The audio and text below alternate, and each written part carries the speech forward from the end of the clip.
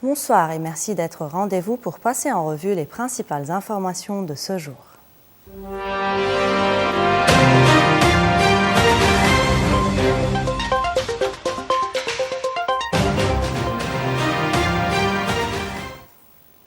Un drone de l'armée israélienne a frappé un véhicule sur la route de Zahrani, au sud de Saïda. La voiture a été touchée de plein fouet et a immédiatement pris feu alors que le conducteur se trouvait encore à bord.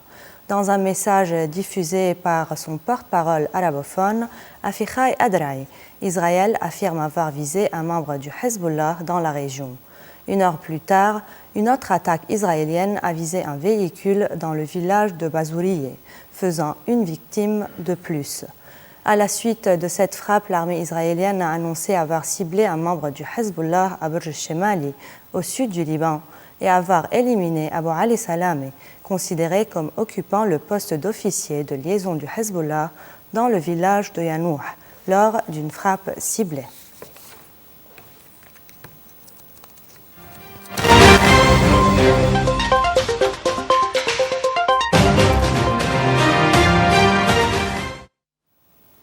En Syrie, un seuil critique vient d'être franchi. L'armée syrienne est entrée dans le camp d'Al-Hol, où sont détenues des milliers de familles liées au groupe État islamique, un site hautement explosif au cœur des inquiétudes sécuritaires internationales. L'armée syrienne est entrée dans le camp d'Al-Hol dans le nord-est de la Syrie après le retrait des forces kurdes qui en assuraient jusqu'ici la sécurité. Des soldats ont ouvert les barrières et pénétré à pied dans ce camp tentaculaire pendant que d'autres en sécurisaient les accès. Derrière ces grillages vivent près de 24 000 personnes. Parmi elles, 15 000 Syriens et plus de 6 000 femmes et enfants étrangers, originaires de 42 pays, tous liés, directement ou indirectement au groupe État islamique. Al-Hol est considéré comme l'un des foyers de radicalisation les plus dangereux au monde. Des milliers de femmes y restent fidèles à l'idéologie djihadiste, tandis que des enfants grandissent sans école, sans avenir, dans un climat de violence et de propagande. Jusqu'ici, le camp était administré par les forces kurdes, soutenues par la coalition internationale. Mais avec l'offensive de l'armée syrienne contre les régions kurdes, cette architecture sécuritaire s'est effondrée. Damas affirme désormais être prêt à prendre le contrôle du camp et des prisons de djihadistes, un transfert de responsabilité prévu par l'accord conclu avec les Kurdes qui fait désormais de l'État syrien le garant de la sécurité de ses détenus. Mais pour les ONG et les services de renseignement, le risque est immense. Évasion, violence ou récupération par des réseaux djihadistes reste une menace réelle. À Al-Hol se joue l'un des derniers grands dossiers explosifs de l'après-État islamique. Un enjeu syrien, mais aussi mondial.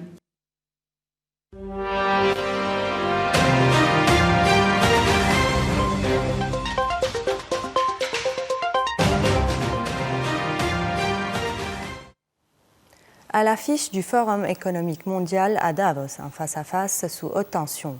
Le forum se tient dans un climat de quasi-rupture diplomatique entre Donald Trump et les dirigeants européens après ses menaces d'annexion et de sanctions commerciales, alors que la crise du Groenland se dessine en toile de fond.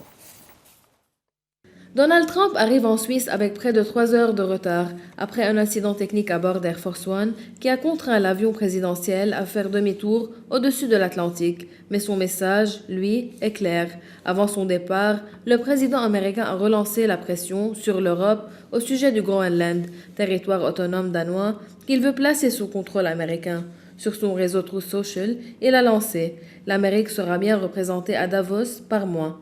Interrogé sur la possibilité d'une action contre le Danemark, allié au sein de l'OTAN, Trump a répondu « Vous verrez bien ». À Bruxelles et à Davos, l'inquiétude monte. La présidente de la Commission européenne, Ursula von der Leyen, appelle l'Union à rompre avec sa prudence traditionnelle dans un monde dominé, selon elle, par la puissance brute. Nous vivons désormais dans un monde défini par la puissance brute, a-t-elle déclaré devant le Parlement européen, évoquant à la fois la guerre en Ukraine, les tensions au Moyen-Orient, la région Indo-Pacifique et la crise autour du Groenland. La présidente de la Banque centrale européenne, Christine Lagarde, a dénoncé un comportement bizarre pour des alliés et appelé les Européens à l'unité. La France est allée plus loin en demandant officiellement un exercice militaire de l'OTAN au Groenland pour affirmer la souveraineté du Danemark. Face à la colère européenne, Le ministre américain des Finances, Scott Bessent, tente d'apaiser. Inspiré profondément, n'ayez pas ce réflexe de colère, écoutez le président Trump. Mais d'autres voix, y compris aux États-Unis, appellent à la fermeté. Le gouverneur de la Californie, Gavin Newsom, a exhorté les Européens à s'affirmer. Trump recule quand on le confronte assez de politesse. Combattez le feu par le feu, car au-delà de Groenland, c'est l'équilibre de l'Alliance Atlantique qui vacille. Et à Davos, une question domine désormais toutes les autres. Jusqu'où Donald Trump est-il prêt à aller? Trump est prêt à aller jusqu'à bouleverser l'ordre international. Il veut créer un Conseil de la paix, un nouvel organe chargé de régler les conflits mondiaux en concurrence directe avec l'ONU. Officiellement, le projet est né dans le cadre du plan américain pour mettre fin à la guerre de Gaza. Mais la charte du Conseil révèle une ambition bien plus large: intervenir dans les conflits, restaurer la gouvernance et imposer une paix durable, selon Washington. Un conseil taillé sur mesure pour Donald Trump, il en serait le premier président avec des pouvoirs considérables. C'est lui qui invite les États, peut les exclure et conserve la présidence même après la fin de son mandat, sauf démission volontaire. Autre point sensible, l'argent. La charte prévoit des mandats de 3 ans, sauf pour les pays qui versent plus d'1 milliard de dollars, leur garantissant un siège durable. Malgré cela, plusieurs États ont déjà dit oui. Israël, le Maroc, les Émirats arabes unis, Bahreïn, la Hongrie ou l'Arménie ont accepté de rejoindre le Conseil. Les Émirats et le Bahreïn justifient leur décision par leur soutien au plan américain pour Gaza et par leur volonté d'influencer cette nouvelle diplomatie. Mais en Europe, l'inquiétude est forte. La France a décliné l'invitation. À Davos, Emmanuel Macron a dénoncé une diplomatie fondée sur la loi du plus fort. Donald Trump a aussitôt riposté en menaçant Paris de surtaxe de 200% sur vin et champagne français. Le Canada, l'Allemagne, le Royaume-Uni et la Chine hésitent encore. L'Ukraine refuse, elle, de siéger aux côtés de la Russie. Présenté comme un outil de paix, ce conseil apparaît surtout comme une diplomatie parallèle dominée par Washington. Un projet qui fragilise l'ONU et redessine les équilibres du monde. 1 an après son retour à la Maison-Blanche, Donald Trump a marqué l'événement par un long discours sans annonce majeure, mêlant satisfaction, critique contre la presse et attaque contre ses opposants. Un exercice très personnel, révélateur d'un style de gouvernance toujours aussi clivant, alors que le président s'apprête à s'exprimer à Davos dans un contexte diplomatique tendu. 1 an de mandat et un discours à son image. Donald Trump a pris la parole pendant près de 2 heures à la Maison-Blanche pour dresser le bilan de sa première année depuis son retour au pouvoir. Devant une salle comble, le président américain s'est surtout plaint du manque de reconnaissance de son action. « Je pense que Dieu est très fier de mon boulot », a-t-il affirmé, sans annoncer de nouvelles mesures concrètes. Pas de décision marquante, mais une succession de griffes. Dans les médias, accusé de minimiser ses résultats économiques contre ses opposants démocrates. Donald Trump assure pourtant avoir fait baisser le coût de la vie, malgré des sondages montrant une forte inquiétude des Américains sur les prix. Sur l'immigration, le président américain a de nouveau mis en avant des expulsions menées par la police fédérale, montrant des photos de criminels présumés, tout en évoquant des manifestations hostiles à sa politique. Sortant d'un sujet à l'autre, il a aussi répété ne pas comprendre pourquoi il n'a jamais reçu le prix Nobel de la paix, et s'est même vanté du soutien des Hells Angels, un groupe classé comme organisation criminelle par la justice américaine. Un discours décousu, au ton plus fatigué que lors de ses meetings de campagne, mais qui confirme une constante. Donald Trump continue d'imposer seul son tempo politique. Prochaine étape, le Forum économique mondial de Davos, où ses alliés européens redoutent déjà de nouvelles déclarations explosives.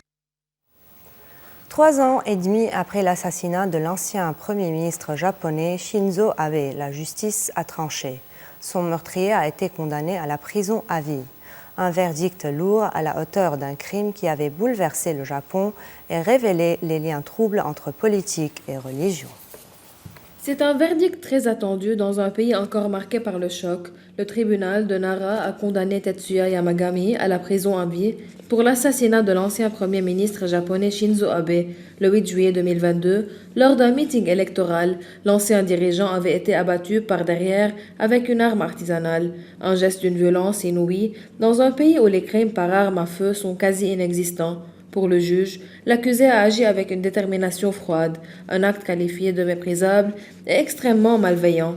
À l'audience, la défense a regretté que ses arguments n'aient pas été entendus et n'exclut pas de faire appel. Les avocats avaient tenté de mettre en avant l'histoire personnelle de l'accusé, marquée par le suicide de son père, la ruine de sa famille et l'emprise de l'Église de l'Unification sur sa mère.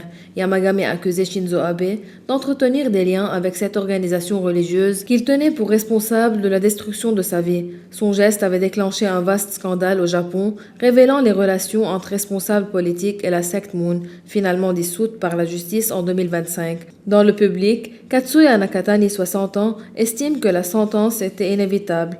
Tirer dans une foule est un acte impardonnable, confie-t-il. En quittant la salle, Tetsuya Yamagami est resté silencieux, sans un mot, sans un regard. Un homme, désormais condamné à porter à vie le poids d'un crime qui a changé le Japon. En Afghanistan, la malnutrition infantile atteint des niveaux alarmants. À Herat, dans l'ouest du pays, un hôpital soutenu par Médecins sans frontières accueille chaque mois de centaines d'enfants au bord de la mort. Pour leur mère, c'est souvent le dernier espoir.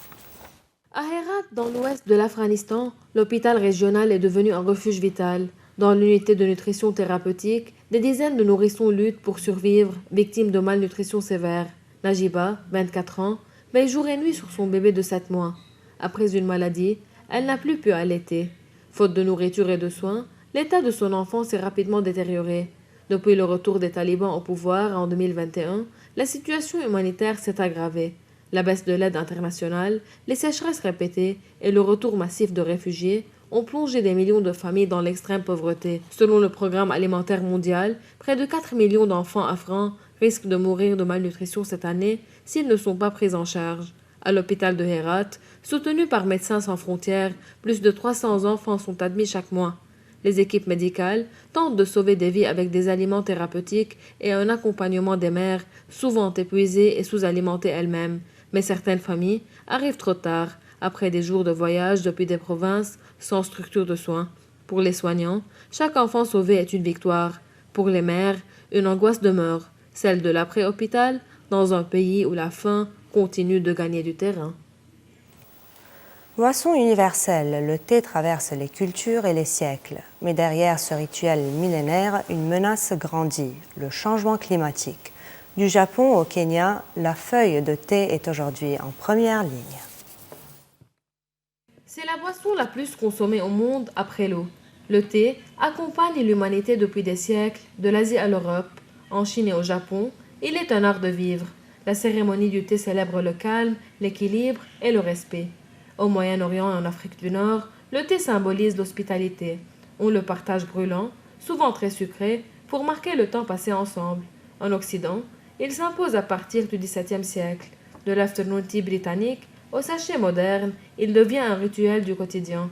Mais derrière cette boisson familière, une réalité plus fragile. Le thé est extrêmement sensible au climat. Température, humidité, pluviométrie, tout influence la qualité de la feuille. Dans les grands pays producteurs, tels que l'Inde, le Sri Lanka, la Chine et le Kenya, les dérèglements climatiques bouleversent les récoltes. Sécheresse, pluie imprévisible, glissement de terrain, les rendements baissent et les saveurs changent. Conséquence, les coûts augmentent et les petits producteurs sont les plus touchés. Face à la crise, le secteur s'adapte. Nouvelles variétés, plantations sous ombrage, agriculture durable. Objectif, préserver une culture menacée. Car le thé n'est pas qu'une boisson. C'est un héritage, un lien entre les peuples et son avenir dépend désormais du climat. Et si la première championne du monde du Formula One était déjà en train de rouler sur un circuit de karting anglais? Au Royaume-Uni, une initiative inédite veut briser le plafond de verre du sport automobile et offrir enfin une place aux femmes sur la grille de départ de Formula One.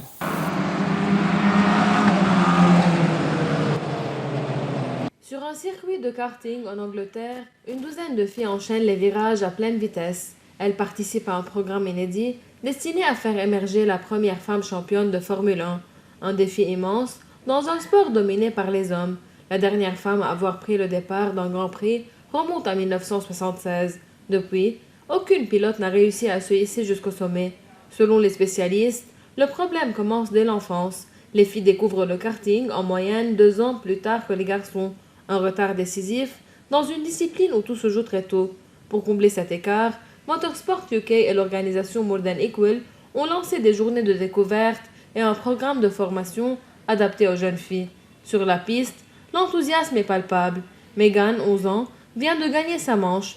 Je suis arrivée première, j'en suis très fière, sourit-elle. Parmi les espoirs, Sky Parker, 15 ans, pilote déjà des monoplaces de Formule 4 et rêve de devenir championne du monde. Mais le chemin est long et coûteux, entre entraînement intensif et recherche de sponsors. Au-delà de la performance, ces jeunes pilotes veulent surtout ouvrir la voie. Don't be shy to do it, just be brave and have fun. Peut-être, parmi elles, se cache déjà celle qui changera l'histoire de la Formule 1. C'est ici que s'achève notre journal. Merci de votre fidélité. On se retrouve demain, même heure, même antenne. Bonne soirée.